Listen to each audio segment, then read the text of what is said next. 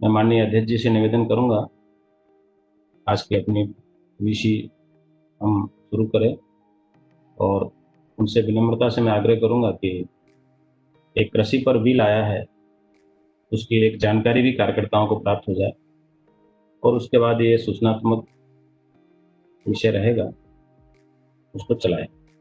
माननीय अध्यक्ष जी। सभी को नमस्कार।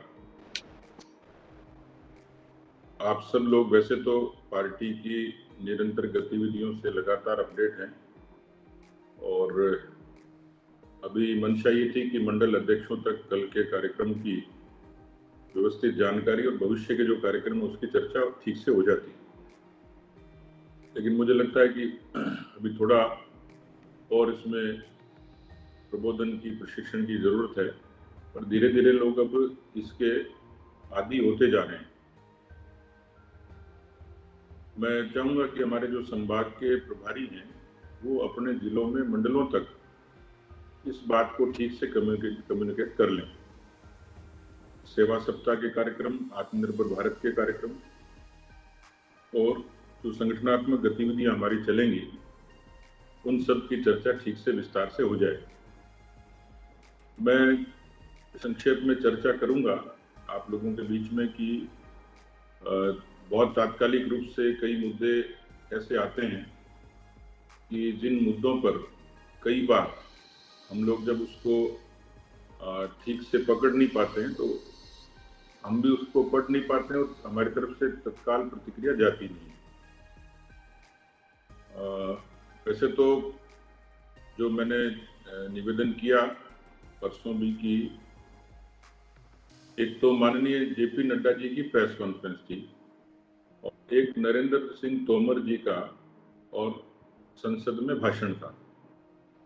मेरे ख्याल से मेरा अनुभव है बहुत, क्योंकि दूसरे विरोधी भी इस बात को मानते हैं कि हमारे यहाँ कार्यकर्ताओं का बौद्धिक क्षमता, नेताओं की और प्रेजेंटेशन ये एक अलग तरीके की है। यानी हमारी जो यात्रा रही है उसमें पूरी इस विलक्षण प्रतिभा का एक बड़ा योगदान रहा है। विपक्ष के नाते आपने देखा होगा कि विरोधी लोग भी अपने बड़े नेताओं के भाषण को बड़ी तल्लीनता से सुनते थे। शासन में और चीजों को कैसे प्रकट किया जाए बड़ी चुनौती होती है, क्योंकि शासन में खामियां निकालना, कमियां निकालना बड़ा आसान होता है, लेकिन उस कमी और खामी का डिफेंस और ऑफेंस, ये आक्रामकता और बचाव, ये दोनों का सम्मिश्रण मुश्किल होता है। और लेकिन मैंने नरेंद्र सिंह तोमर जी के भाषण में वो देखी कि इतना सहज सरल तरीके से और बहुत ही व्यवस्थित तरीके से जो जवाब दिया, बहुत ही काबिल तारीफ था। मुझे लगता है कि वो यदि प्रिंट के रूप में हो तो नीचे तक चला जाए। इसकी व्यवस्था देख ले हमारे मीडिया, सोशल मीडिया के लोग, उनका प्रिंट वर्जन आया है, वो यदि मंडल तक चला जाएगा तो बहुत सारी चीजें क्लियर हो जाएंगी। दूसरा, मैं महसूस कर रहा था कि इस समय जो परिस्थिति है उसमें कांग्रेस पार्टी पर्दे के पीछे एक अराजकता फैलाना चाह रही है, क्योंकि उनको लगता है कि ये तो सारे काम होते जा रहे हैं। आर्टिकल 370, राम जन्मभूमि, ट्रिपल तलाक, नागरिकता संशोधन कानून, इसलिए उनको लगता है कि और ज्यादा कुछ कानून आएंगे और कड़ाई होगी और देश में भ्रष्टाचार, वंशवाद और बाकी चीजों से तो कांग्रेस धीरे धीरे संकटग्रस्त होती जा रही है। और खासतौर पर कांग्रेस के भीतर जो बिखराव की आशंका है, उस आशंका को डाइवर्ट करने के लिए, निर्मूल करने के लिए उन्होंने ये तरीका अपनाया। और हरियाणा में आपने देखा, पंजाब में शुरू हुआ। इस तरीके से धीरे धीरे पर्दे के पीछे ये घटनाएं, चाहे शाहीन बाग की हो, चाहे चाइना पे बयान की हो, और चाहे इस कृषि विधेयकों के बारे में हो, एक सोची समझी सी चाल है। इस बात को हमें बराबर हैमर करना है कि कांग्रेस पार्टी इस विधेयक के विरोध के जरिए देश में अराजकता फैलाना चाह रही है, किसानों में भ्रम फैलाना चाह रही है। इसलिए मैंने जब कल कांग्रेस प्रदेश अध्यक्ष का बयान आया तो इस बिल से ये साफ है कि इसमें किसानों को खूब फायदा है, बिचौलियों को नुकसान है। तो मैंने ट्वीट में यही कहा कि कांग्रेस पार्टी स्पष्ट करे कि वो किसानों के साथ है कि बिचौलियों के साथ। तो एक आक्रामकता के साथ जाने की आवश्यकता है। ये सीपीजी तो संसद में थे, इसलिए उन्होंने पूरे बिल को देख लिया होगा ठीक से सारी चीजें, लेकिन किसानों की कई प्रमुख मांगे थी जिसमें बार बार स्वामीनाथन आयोग का जिक्र आता है और अटल जी के समय विरोध में हम लोग भी कहते थे। लेकिन कृषि सुधारों के मामले में जो तात्कालिक रूप से किसान के समझ में आती है वो एक तो अटल जी के समय किसान क्रेडिट कार्ड एक बड़ी उपलब्धि थी, प्रधानमंत्री ग्राम सड़क योजना बड़ी उपलब्धि थी, वो किसानों के लिए ही थी कि वो अपने उपज को शहर में ला सके। इसी तरीके से मोदी सरकार फर्स्ट में सॉइल टेस्टिंग से लेके नीम कोटेड यूरिया से लेके और एमएसपी के दाम को 1.5 गुना करना, ये पहली बार हुआ। इतने वर्षों में कांग्रेस ने न्यूनतम समर्थन मूल्य नहीं बढ़ाए थे, उनकी सरकारें थी, और इसलिए मैंने कहा कि 50 वर्षों में उनके पास पूरा अवसर था कि वो किसानों की समस्याओं को हल कर देते। वो जब बेरोजगारी की बात करते हैं यूँ लगता है कि उन्होंने रोजगार वो लगा के गए थे, हमने हटा दिया, उनकी देन है बेरोजगारी। आक्रामक तरीके से हमें ये कहने की आवश्यकता है। एक बिल था कृषक उपज व्यापार और वाणिज्य संवर्धन और सरलीकरण विधेयक 2020। इसमें अब किसान अपनी उपज के लिए कंपनियों से सीधे एग्रीमेंट कर सकेंगे बिक्री के लिए। अब इसमें बताइए कहाँ दिक्कत है? इसका कोई जवाब उनके पास में नहीं है। इस बिल का जो मेन जो थ्रस्ट है वो ये है कि अब किसान सीधे बात कर सकेगा कंपनियों से, थोक से। नहीं तो बेचारा वो खरीदता तो रिटेल में और उसका माल बिकता था थोक में। ये जितने संसाधन हैं इनको उपलब्ध कराने की और इनपुट्स की ये जिम्मेवारी उस कंपनी की होगी, व्यवसायी की या कंपनी की होगी। इसी तरीके से मशीनरी और उपकरण, इसकी खरीदार जो है वो व्यवस्था करेगा। इसके लिए कोई टेक्निकल कोई मार्गदर्शन की जरूरत रहेगी तो भी वो कंपनी उपलब्ध कराएगी। फसल की कोई जोखिम होगी ये एग्रीमेंट में तय होगा कि उसकी आंशिक या पूरी जिम्मेवारी वो खरीदार उठाएगा।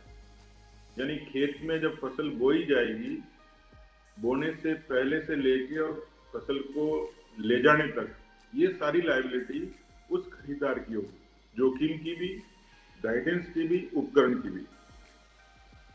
इसी तरीके से फसल के दौरान खेत पर एक भ्रम ये फैलाया जा रहा है कि ये जब आएगा तो उस पे फसल जो है वो खरीदार की हो जाएगी, लेकिन जब तक फसल है तो तब तक फसल की जिम्मेवारी और फसल की जो लाभ है वो किसान का ही होगा।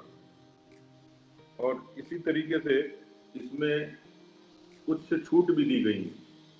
जो आवश्यक वस्तु एसेंशियल कमोडिटीज एक्ट है उसमें भी इसमें रिलैक्सेशन दिया गया है। दूसरा लोकसभा में जो दूसरा बिल आया, किसानों का सशक्तिकरण और संरक्षण का मूल्य आश्वासन अनुबंध एवं कृषि सेवाएं विधेयक 2020। इसमें सीधे सीधे वही बात है कि वो कारोबारियों से डायरेक्ट जुड़ेगा, निर्यातकों से जुड़ेगा। बहुत सारे ऐसे प्रोडक्ट हैं जो एक्सपोर्ट होते हैं, उस एक्सपोर्ट के लिए भी वो बिचौलियों से डिपेंडेंट था कि किसान का माल, किसान चाहे तो डायरेक्ट जुड़ सकता है। इसी तरीके से उनको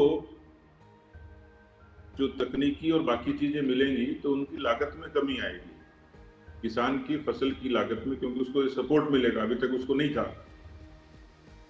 इसमें कुछ चीजें ऐसी हैं कि जो तुरंत समझ में आने वाली नहीं है। यानी किसान की आय दुगुनी कैसे होगी कि उसकी फसल पर खर्चा कम होगा तो उसकी बचत होगी, वो आय में काउंट होगी।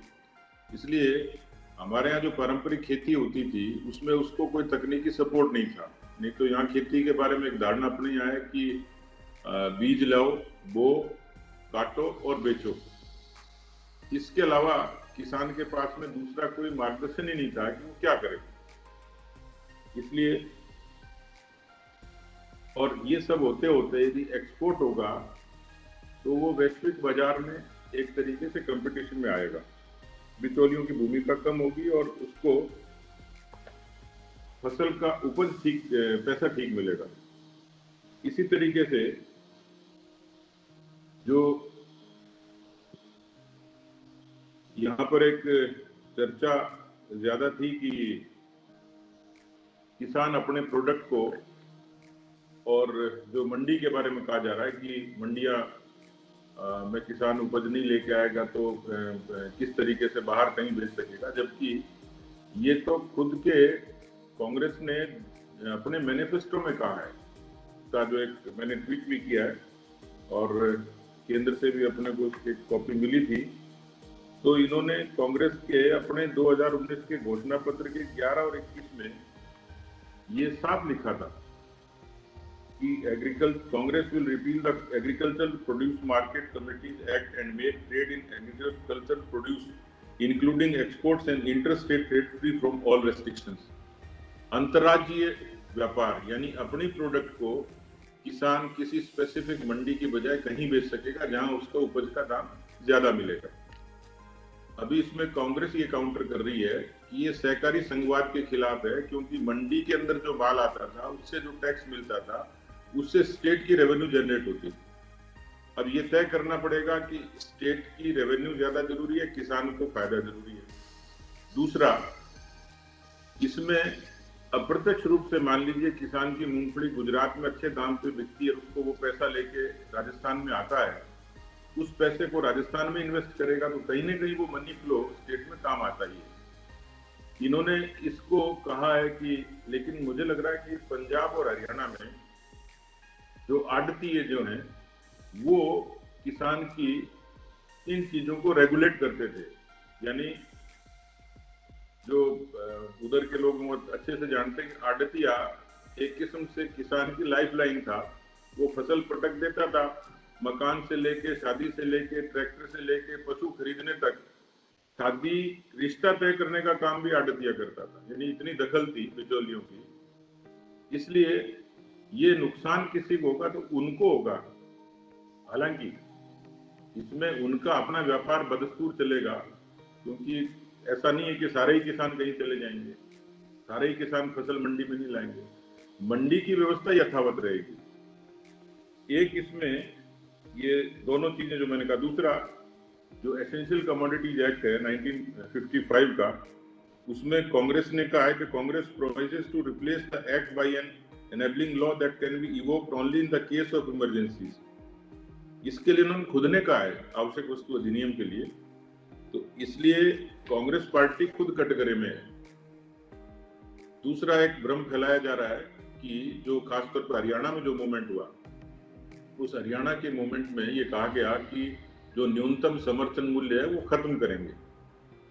ये माननीय प्रधानमंत्री जी ने भी स्पष्ट कर दिया, कृषि मंत्री ने भी स्पष्ट कर दिया कि न्यूनतम समर्थन मूल्य था, है और रहेगा। ये जो सबसे बड़ा कंफ्यूजन है दो ही बातों पे है, एक तो न्यूनतम समर्थन मूल्य और दूसरा मंडी।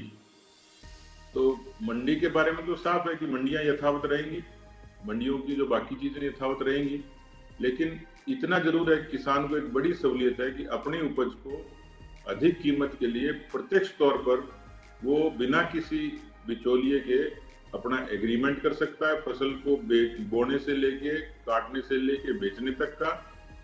और इसलिए इन दो बातों पे ज्यादा कंफ्यूजन है और हमें इस कंफ्यूजन को ठीक करना है। कुछ इसकी क्वेरीज हैं, एक पत्र हम लोग बना रहे हैं कि इसमें शंकाएं क्या है। जैसे ये शंका थी कि मंडी में अनाज नहीं आएगा तो जो टैक्स स्टेट को मिलता है वो टैक्स नहीं मिलेगा, तो स्टेट की रेवेन्यू कम हो जाएगी, रेवेन्यू कम होगी, डेवलपमेंट पे फर्क पड़ेगा।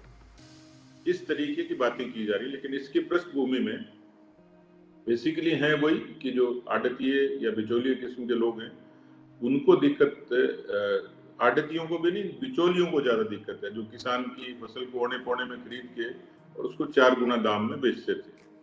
हम लोगों ने पिछले दिनों देखा था वो जो प्रेजेंटेशन दिल्ली से जो आए हुए हमारे जो कृषि मंत्रालय के अधिकारी थे, कि किस तरीके से नासिक के अंगूर को उन्होंने एक्सपोर्ट करके और 4 गुना दाम दिलवाए।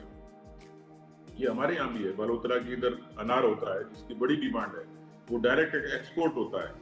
कहीं आलू बहुत अच्छा होता है, तो इसलिए किसान अपनी चीज को बाहर किसी प्रदेश अन्य प्रदेश में बेच सकता है या फिर एक्सपोर्ट भी डायरेक्ट कर सकता है। इन दो चीजों पर कांग्रेस को आपत्ति है और इसके पीछे का कारण जवाब कुछ नहीं है, लेकिन अराजकता है। चीन के मामले में उन्होंने जिस तरीके की बयानबाजी की, बाकी जो चीजों को कंपनियों के निजीकरण को लेके जो उन्होंने सवाल उठाए, तो ये सारा जो इसकी पृष्ठभूमि अराजकता की है। मुझे लगता है कि हम लोग इसको ठीक से पढ़ लें। हमारे कुछ लोग इस पर कई चीजें अभी तैयार कर रहे हैं। 2015 में नीति आयोग ने एक जो रिपोर्ट तैयार की थी, उस नीति आयोग की रिपोर्ट में भी इस बात का हवाला 15 की वो चीज अब 20 में एग्जीक्यूट हुई है। यानी उससे पहले 5 वर्षों में कांग्रेस पार्टी को उस नीति आयोग को रिपोर्ट पढ़ने की फुर्सत नहीं थी, या तो पढ़ा नहीं था, और पढ़ा है तो उसको उसने उजागर नहीं किया। ऐसे कुल मिलाकर इसकी कुछ प्रमुख चीजें थी जो मैंने आपके बीच में रखी है, पर मुझे लगता है कि हमारे इस समूह को इसमें ठीक से समझ के और नीचे तक इसको कार्यकर्ताओं को प्रबोधन करने की आवश्यकता है।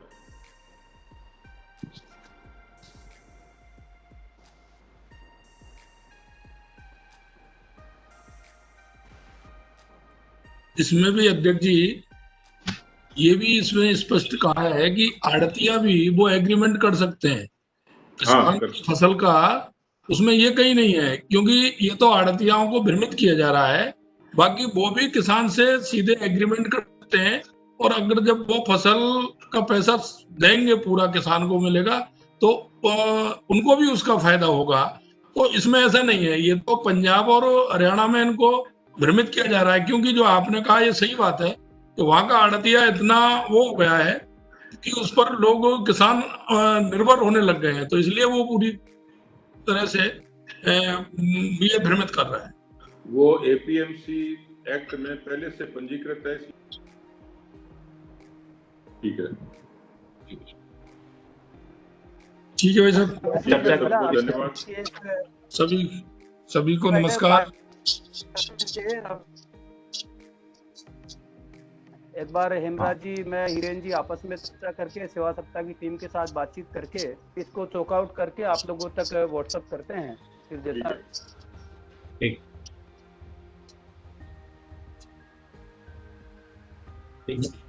भारत माता की जय।